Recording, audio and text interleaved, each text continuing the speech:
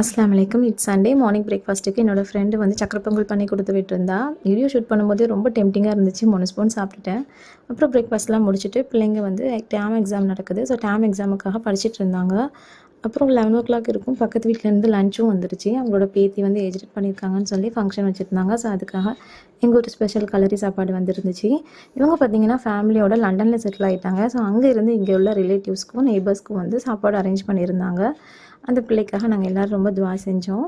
சாப்பாடு ரொம்ப டேஸ்ட்டாகவே இருந்துச்சு. எங்கள் ஊர் கலரி சாப்பாடுனா அவ்வளோ ஸ்பெஷல் எங்கள் எல்லாருக்குமே. கல்யாண வீட்டில் நாங்கள் பிரியாணியை விட கலரி சாப்பாடு தான் ரொம்ப நாங்கள் விரும்புவோம். அந்த அளவுக்கு ஸ்பெஷல் எங்களுக்கு.